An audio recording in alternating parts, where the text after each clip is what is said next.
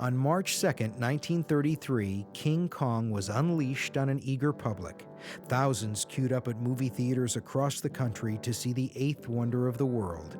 King Kong premiered at New York's Radio City Music Hall and the Roxy Theater, an unprecedented two-theater opening for the time. And remember, this came out in the bottom of the Great Depression, because people think of the stock market crash in 1929. Yes, but the bottom was 32, 33. Even that was, from Franklin Delano Roosevelt came in as president. This was the worst. They had to close the banks. There had to be a bank holiday because of the run on the banks. And, there was at least 25% of the working force out of work then. So these were hard times. And to have this picture open up at the Radio City Music Hall and the relatively new RKO Roxy in New York, and the seating capacity, which was, in today, it was a big hit, and people were, even though they were broke, they would pay their money to get in to see it because it was the great escape of all times. In Hollywood, the film opened at Grauman's Chinese Theater, which was suitably decorated for the occasion. Well, it was kind of exciting. Outside in the entrance to the theater, they had a huge head of Kong, just as an attraction, and I stood there for a while, and while they took pictures of me with that huge animal's head. When we went in the theater, it became much more real. I could tell that the audience was really liking it, really.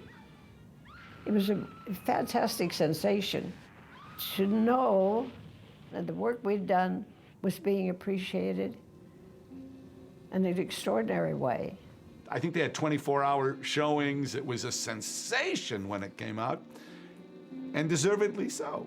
My mother and myself and my aunt went to see King Kong one Saturday afternoon, and I haven't been the same since. So that shows how a film can change one's whole life sometimes. Just an inspiration, any inspiration. RKO, wanting to capitalize on Kong's success, rushed a hurriedly prepared sequel into production. Son of Kong was strictly designed to cash in on King Kong's success. Nevertheless, everyone involved, Cooper, Schoedsack, Rose, and O'Brien, strove to make it as good as they could given their limited resources. Yeah, some baby. Oh. You're not a patch on your old man. No other project seemed to match the expectations of the filmmakers post-Kong, and none was more affected than Willis O'Brien. He was the sweetest, nicest man. He never got the recognition he deserved. In fact, Cooper and Schoedsack seemed to be the only people in Hollywood who would hire him. Following Son of Kong, O'Brien supervised the special effects for the last days of Pompeii.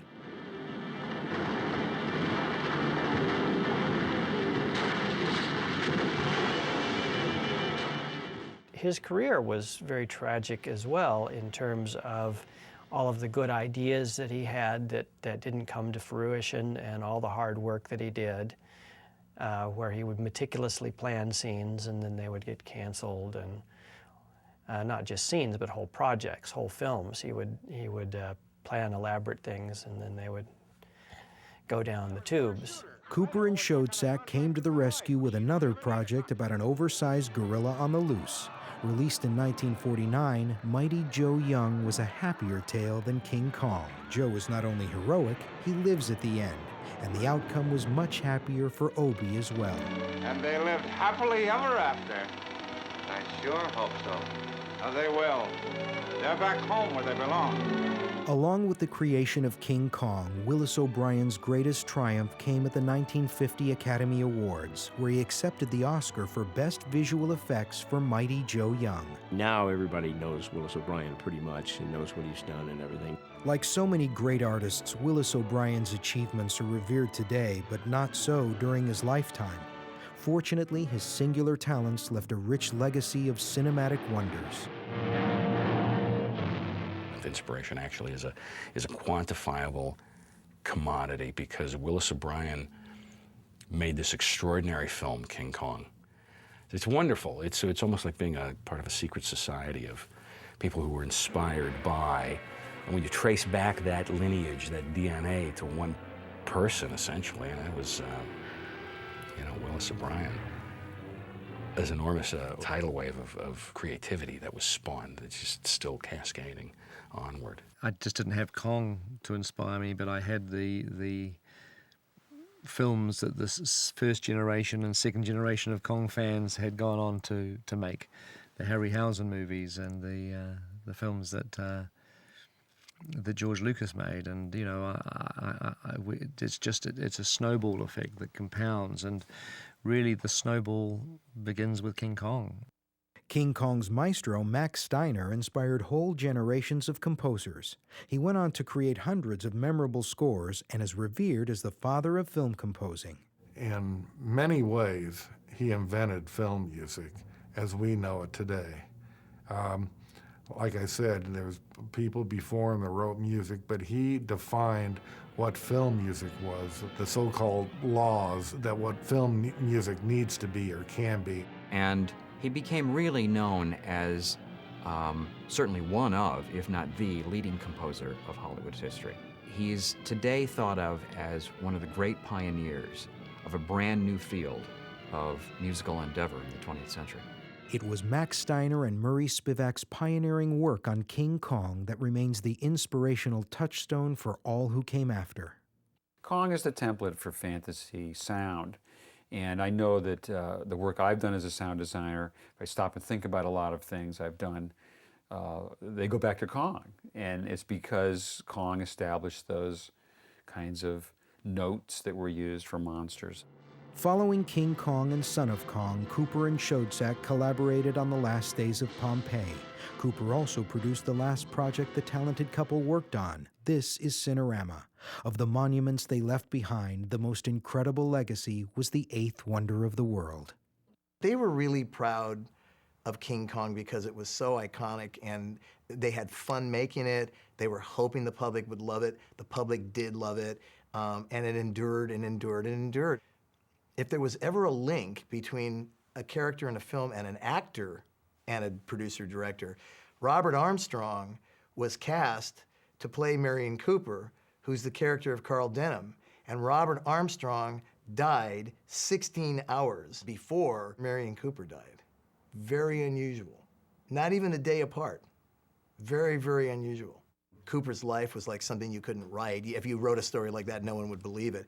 He loved aviation, and he loved the motion picture business because he saw them, all three of those entities, as novel and something that was fun. Merian Cooper always wanted to have fun. It's strange because, if anything, Merian Cooper's been overshadowed by his own film, in a sense that everybody is aware of King Kong and he's such an icon of popular culture, but very few people are aware of the man that made King Kong. King Kong is one of those films where all the elements just came together and just came together perfectly.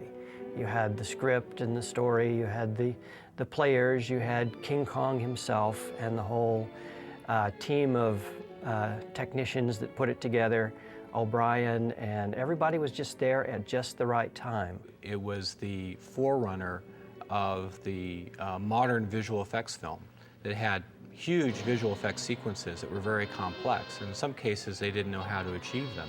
They were learning as they went. For instance, I don't think that they had a good sense of how long that imagery would take to create because they've never attempted something so ambitious before. And so it opened the door to making all kinds of fantasy movies, sci-fi movies, horror movies, whatever you want to call it, you know. And, but they have Kong really to thank for that because that showed it can be done. Even though there have been 9 million monster films and what have you, the idea is still somewhat unique, and the way it's done. You know, there's something about that whole thing that even though people have tried to emulate it or do something similar, that it doesn't work the same way that this one does. They all stand in a shadow because that's the picture that really did it first. There's this constant invention, and it never lets up. It is the quintessential Beauty and the Beast story. King Kong remains a timeless metaphor. There is no jungle as vicious as civilization.